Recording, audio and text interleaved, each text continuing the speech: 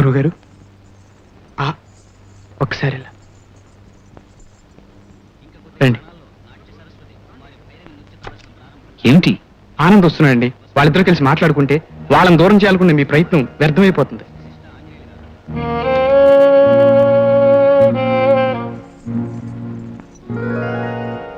పెళ్ళయ్య కూడా నలుగురిలో డాన్స్ చేయాలని ఆలోచించే ప్లాన్ చేసుకోవడం నాకు ఇష్టం లేదు నాన్నగారు.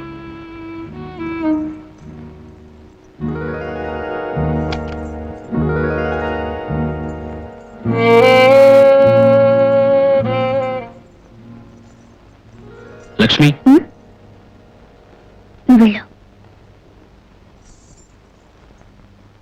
భైరవి, అయిపోయిందండి. శిల్పాన్ని మెచ్చి దాన్ని చెక్కిన శిల్పిని మరిచే లోకం ఇది. అందుకే దివారాత్రాలు కష్టించి శిలకి ప్రాణం పోసిన శిల్పి ఆ శిల్పం నుండి కొంత ప్రతిఫలం ఆశిస్తాడు. ఇన్నాళ్ళు నీ నుంచి నేను ఏ గురుదక్షిణ ఆశించలేదు, కానీ ఇప్పుడు అవసరం వచ్చింది. గురుదక్షిణ చెల్లించాలంటున్నాను. నువ్వు ఆనందని పూర్తిగా మర్చిపోయి కరటకుని పెళ్లి చేసుకోవాలి. అదే నువ్వు నాకు ఇవ్వవలసిన గురుదక్షిణ. మాటివు.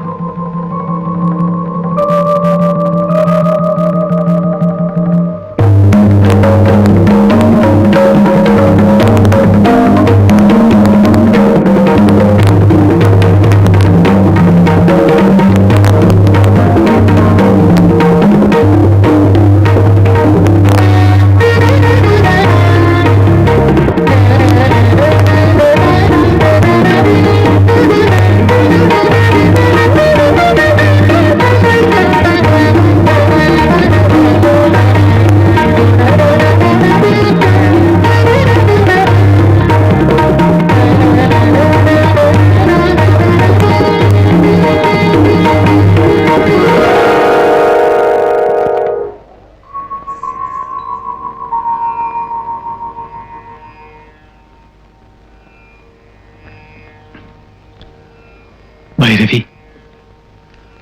ఎన్నాళ్ళైంది భైరవి నిన్ను చూసి. కనీసం నేను నీ ఉత్తరాల్లో చూసుకుందాం అనుకున్నా ఆ కోరిక తీరలేదు. ఎన్ని ఉత్తరాలు రాశానో తెలుసా? ఒక్కదానికి జవాబు రాలేదే.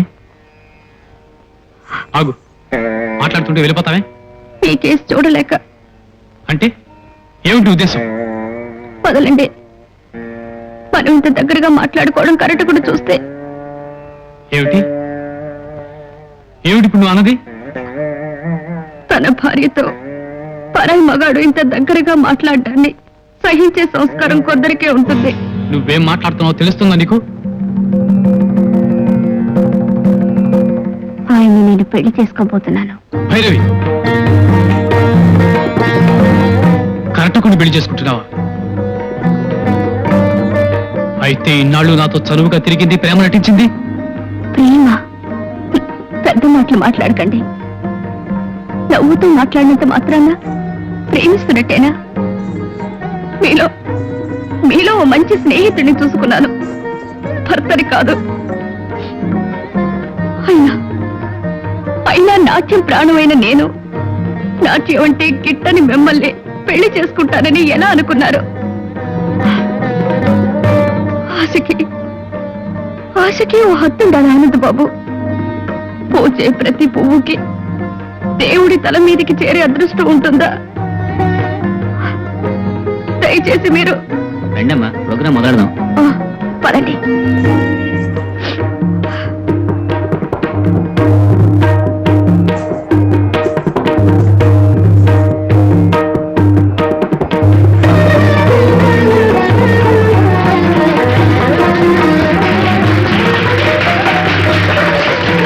ప్రేమ నటించి ఇన్నాళ్ళు నన్ను వెర్రివాడ్లా ఆడించింది, ఓడించింది.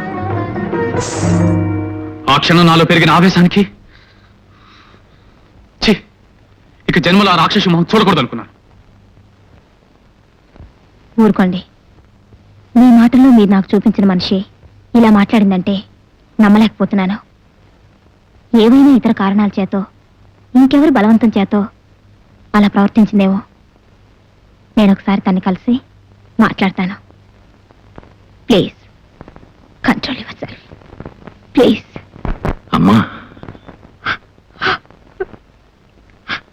నేనంటే ఇష్టపడలేదని ఆనంద్ మీద నాకే కోపం లేదు నాన్నగారు. అతను ఇష్టపడిన భైరవిని అతనికి దగ్గర చేయాలన్న పట్టుదల పెరిగింది. అందుకే అడుగుతున్నాను. భైరవి వాళ్ళు ఎల్లుండి నెల్లూరులో ప్రోగ్రాం ఇస్తున్నారట. ఇక్కడ మనం ప్రోగ్రాం ఏర్పాటు చేసి వాళ్ళని పిలిపిస్తే నేను భైరవితో మాట్లాడతాను. అపార్థాలు అపోహలు దూరమై ఆ ఇద్దరు దగ్గర అవుతారు. ఏమంటారు నాన్న? పూజ్యులు నారాయణ శర్మ గారికి నమస్కరించి రాయున్నది. ఇక్కడ ఔత్సాహిక కళాకారుల మధ్య కథక్, కథకళి, మణిపురి, కూచిపూడి నాట్యాల్లో పోటీ ఏర్పాటు చేయదలిచాం. గెలిచిన వారికి నాట్యరాణి బిరుదుతో పాటు 10,000 రూపాయల బహుమానం కూడా నిశ్చయించాం. మీ గురించి, కుమారి భైరవ్ గురించి వినుండడంతో మీ చిరునామా తెలుసుకుని మీకు ఈ ఉత్తరం రాస్తున్నాను. మీరు మా ఆహ్వానాన్ని మన్నించి పోటీలో పాల్గొనడానికి రాగలరని ఆశిస్తూ మీ నటరాజన్. నమస్కారం. దయచేయండి, దయచేయండి, దయచేయండి. కూర్చోండి. అమ్మా, వాళ్ళందరినీ లోపలికి అలాగే. తీసుకెళ్ళు. రండి రండి. ఇదేనండి నా గది. ఒక్క నిమిషం నిలబడండి. ఎందుకు? చెప్తాను, నిలబడండి. 1 minute. ప్రదర్శన సాయంకాలం 6 గంటలకు ఏర్పాటు చేశాం. అంతవరకు తమరు ఆ గదిలో విశ్రాంతి తీసుకుందరు గాని. అలాగే. చెప్తాను, నిలబడండి. 1 minute. కొంచెం జరగండి. ఇంకొంచెం ఇంకొంచెం. చాలు చాలు.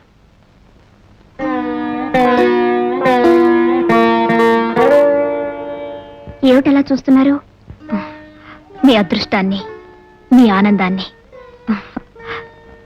రెడీ? స్మైల్.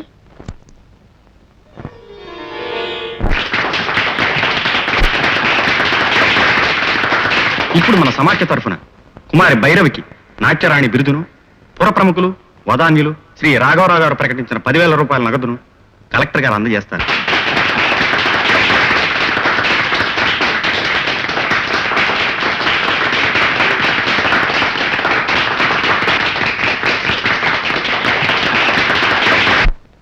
అనుకున్నదొకటి, జరిగింది మరోటి నాన్నగారు. భైరవిని పిలిపించిందే ఆనంద్ని తనని ఒకచోట చేర్చి మాట్లాడించడం కోసం.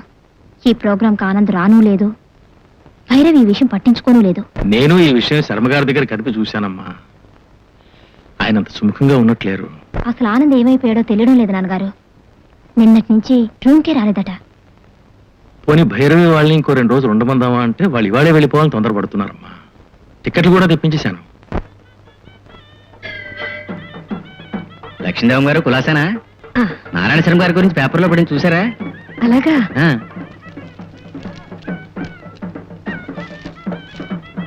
దిగ్విజయంగా ప్రదర్శించి తిరిగి వస్తున్న శర్మ గారికి, భైరవికి ఘనంగా సన్మానం చేయడానికి ఏర్పాట్లు చేస్తున్నారమ్మా. సభకు నమస్కారం. కూచిపూడి సంప్రదాయం ప్రకారం విద్యాభ్యాసం తర్వాత దేశాటనం చేసి వచ్చిన కుమారి భైరవికి హృదయపూర్వకమైన స్వాగతం చెప్తున్నాం. భామా కలాపాన్ని అత్యద్భుతంగా ప్రదర్శిస్తున్న భైరవికి మన అగ్రహారం పౌరుల తరఫున కూచిపూడి సంప్రదాయానుసారం ఈ సత్యభామ జడను బహుకరిస్తున్నాం.